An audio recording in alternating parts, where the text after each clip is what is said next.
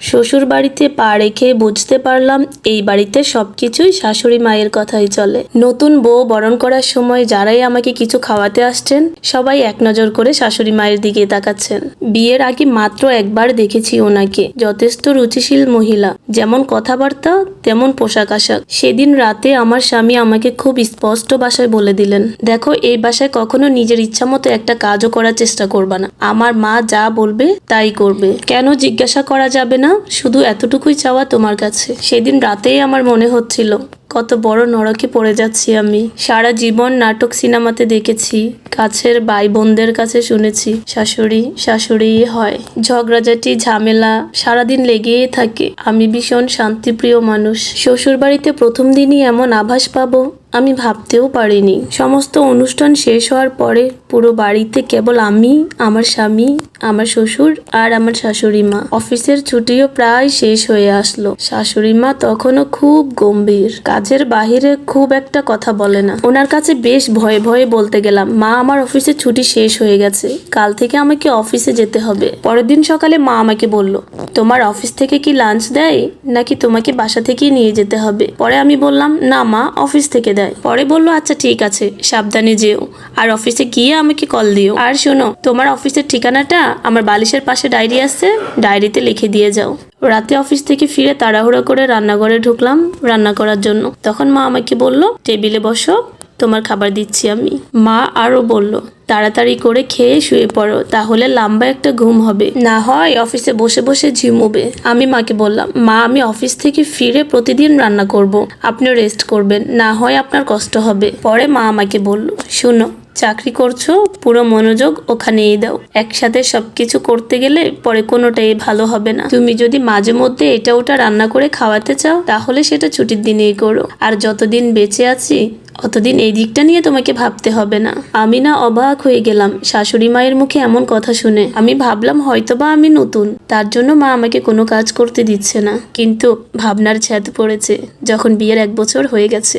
এখনো রোজ অফিস থেকে ফিরলে মা টেবিলে খাবারগুলা সাজিয়ে রাখে। আমি ওনাকে বুঝতে পারি না, ভীষণ শক্তপোক্ত একজন মানুষ, খুব কম কথা বলে, সবকিছু নিজের হাতে করেন। আমার বোঝার কোনো উপায় নেই আমি এবাড়ির বউ না মেয়ে। বেশ কয়েকদিন হলো অফিসে খুব ঝামেলা চলছে। একদিন রাত 9টা বেজে গেল। আমিও কাজের চাপে বাসায় ফোন করে বলতে ভুলে গেছি যে আমার আজকে আসতে লেট হবে। রিসিপশন থেকে আমার কাছে ফোন আসলো যে ম্যাডাম, নিচে ওয়েটিং রুমে আপনার জন্য একজন অপেক্ষা করছে। আমি ভেবে পাচ্ছিলাম না যে এই সময় আমার কাছে কে আসবে এত রাতে। ভাবতে ভাবতে ওয়েটিং রুমে গিয়ে দেখি শাশুড়ি মা বসে আছে, বেশ গম্ভীর মুখ। আমি বললাম, মা আপনি এখানে?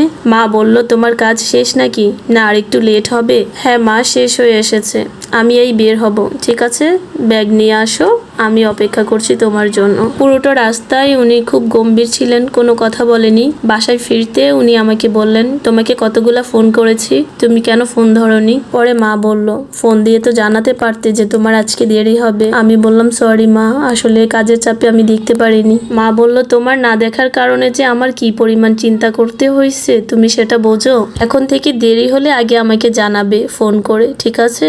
আমি বললাম, জি মা, ঠিক আছে। পরে মা আমাকে বলল, এরকম ওভারটাইম যখন কাজ করো তখন কি সন্ধ্যায় অফিসে নাস্তা দেওয়া হয়? আমি বললাম, জি মা, নাস্তা খেয়েছি আমি। মাঝে মাঝে এরকম লেট করে যখন বাসায় ফিরতাম, বাসায় ফিরে দেখতাম মা আর শ্বশুর আমার জন্য না খেয়ে বসে আছে। বিয়ের 3 বছর হতে লাগলো। এমন একদিন আমরা 3জনে মিলে ফুপু শাশুড়ি বাসায় দাওয়াত খেতে গেলাম। গল্পের এক ফাঁকে ফুপু শাশুড়ি একটু খোঁচা মেরে বলল, বউ শুধু বাইরে কাজ করলে হবে, বাচ্চা নিবে কবে?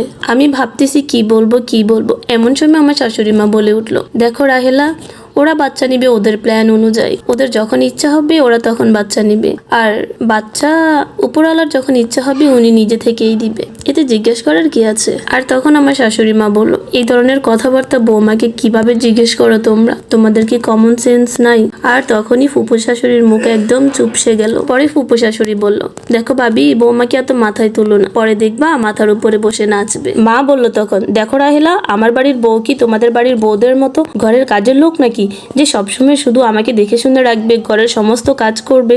এগুলো তো কাজের লোকের দায়িত্ব, ঘরের বউয়ের না। তোমরা তো আজীবন আমার সাথে খারাপ ব্যবহার করছো, সবসময় পায়ে ঠেলে রাখতে আমাকে। বাড়ির সমস্ত মানুষগুলো আমার সাথে খারাপ ব্যবহার করছো সারাটা জীবন। আমি না হয় আমার ছেলের বউকে আদর দিয়ে মাথায় তুলে রাখি, আমার খেয়াল রাখবে কি রাখবে না, দেখবে কি দেখবে না, সে আশা তো আমি করি না। বাড়ি ফিরে আমি শুধু শাশুড়ি মাকে নিয়ে ভাবছি, এত শক্ত সমর্থ মানুষ, কি দারুণ তার ব্যক্তিত্ব, তার সাথে কি আবার কেউ খারাপ ব্যবহার করতে পারে? ভীষণ কৌতূহল বোধ থেকে বেশ সাহস সঞ্চয় করে মায়ের সাথে গল্প করতে করতে মাকে জিজ্ঞেস করে ফেললাম, মা আপনার সংসার জীবনটা কেমন ছিল?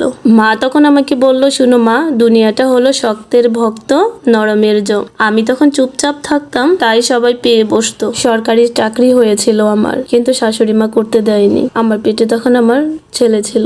সবাই বলল, বাড়ির বউ যদি বাহিরে চাকরি করতে যায়, ঘরের কাজ করবে কে? আমি তো শুধুমাত্র বাড়ির বউ ছিলাম না, আমি তো ছিলাম শুধু তাদের কাজের লোক, হুকুমের গোলাম। যতদিন তাদের হাতে হ্যাঁ বলতে পারতাম, নাতে না বলতে পারতাম, ততদিন ভালো ছিলাম। সারাটা জীবন সবাই আমাকে জ্বালিয়েছে, কখনো প্রতিবাদ করিনি। তাই আমি প্রতিজ্ঞা করেছি, আমার ছেলের বউকে আমি মেয়ের মতো রাখবো, ওকে খুব ভালোবাসবো, কখনো যেন বুঝতে না পারে যে ওর বাবার বাড়িতে নেই, শ্বশুর বাড়িতে আছে। শুনো মা, তুমি এই বাড়িটাকে নিজের বাড়ি মনে করবে, যখন যা ইচ্ছা হয় তাই করবে, কখনো জিজ্ঞাসা করবে না। তোমার যা ইচ্ছা হয় তুমি তাই করতে পারো, তোমাকে সেই স্বাধীনতা দিয়েছি। এই বলে দুজন দুজনকে জড়িয়ে ধরে কাঁদতে লাগলাম। গল্পটা আমার পরিচিত একজনের জীবনের গল্প। যদি ভালো লেগে থাকে অবশ্যই লাইক করবেন, কমেন্ট করবেন, শেয়ার করে দিবেন। আল্লাহ হাফিজ।